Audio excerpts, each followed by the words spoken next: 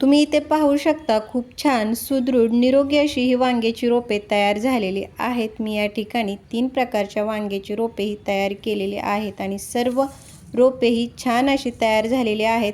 नमस्कार, स्वागत आहे तुमचे आपले यूट्यूब चॅनेल SP किचन गार्डनिंगमध्ये।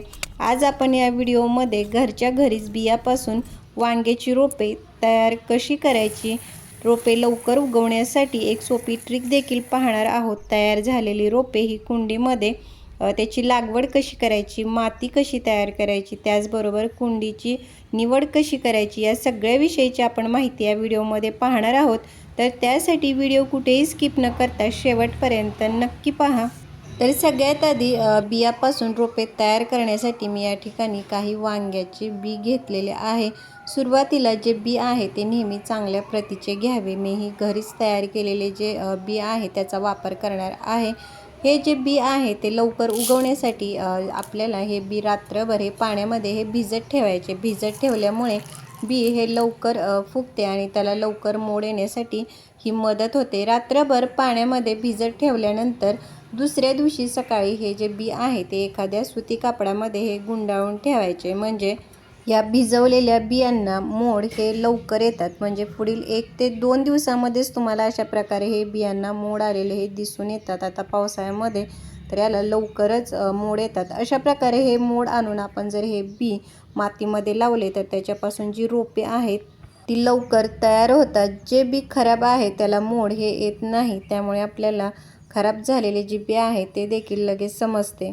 आता हे मोड आलेले बी लावण्यासाठी एका कुंडीमध्ये आपल्याला माती भरून घ्यायची।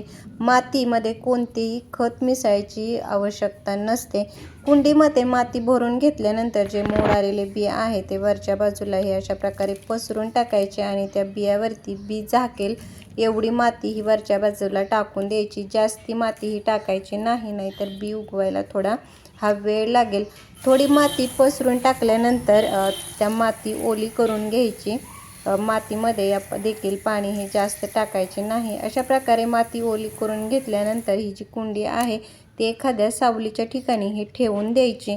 पुढील 4 ते 5 दिवसामध्येच तुम्हाला अशा प्रकारे वांग्याची छोटी छोटी रोपे ही उगवलेली दिसून येतील। आता मात्र या कुंड्यांना हे भरपूर सूर्यप्रकाश मिळेल अशा ठिकाणी ह्या ठेवून द्यायच्या।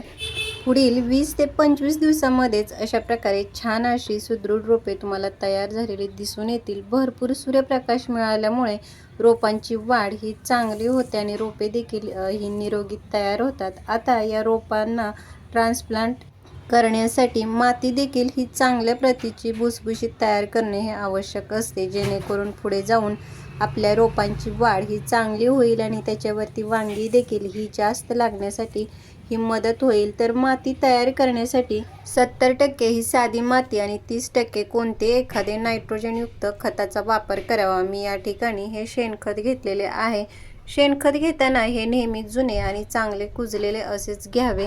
जर तुमच्याकडे शेणखत नसेल तर तुम्ही गांडूळ खत, कंपोस्ट यासारख्या खतांचा देखील वापर करू शकता, कारण या सर्व खतामध्ये हे नायट्रोजन भरपूर प्रमाणामध्ये असते। सुरुवातीला अशा खताचा वापर करून माती व्यवस्थित मिक्स करून जर तुम्ही ही रोपे लावलीत तर रोपांची वाढ ही चांगली होते, कारण सुरुवातीला वाढीसाठी ह्या नायट्रोजनयुक्त खताचीच आवश्यकता असते। तुम्ही मातीमध्ये कीड लागू नये म्हणून हळद किंवा राखेचा देखील हा वापर करू शकता। अशा प्रकारे माती तयार करून ती कुंड्यामध्ये भरून घ्यायची आणि ही रोपे ही लावून घ्यायची। एका कुंडीमध्ये म्हणजे जर 10 ते 12 इंचाची कुंडी असेल तर त्याच्यामध्ये हे फक्त एकच झाड लावावे। सुरुवातीला तुम्ही 2 किंवा 3 रोपे लावू शकता। जर एखादे रोप खराब झाले तर ते काढून टाकता येईल। आता पावसाळ्यामध्ये जे कुंड्यांचे ड्रेनेज होल आहेत ते देखील हे व्यवस्थित चेक करावे। पाण्याचा निचरा हा व्यवस्थित होईल अशा पद्धतीने हे होल केले म्हणजे झाडे आपली ही खराब होणार नाही। तर अशा प्रकारे वांग्याच्या बियापासून रोपे तयार करून जर तुम्ही कुंडीमध्ये आता पावसाळ्यामध्ये लावली तर झाडाची वाढ ही चांगली होऊन त्या झाडावरती खूप सारे वांगे लागण्यासाठी मदत होईल आणि घरच्या घरीच आपल्याला भरपूर अशी वांगे खायला मिळतील। तर कसा वाटला व्हिडिओ मला कमेंट बॉक्समध्ये नक्की सांगा। भेटूयात पुढील व्हिडिओमध्ये आणि जर तुम्हाला हा व्हिडिओ आवडला असेल तर व्हिडिओला लाईक आणि चॅनेलला सबस्क्राईब करायला मात्र अजिबात विसरू नका।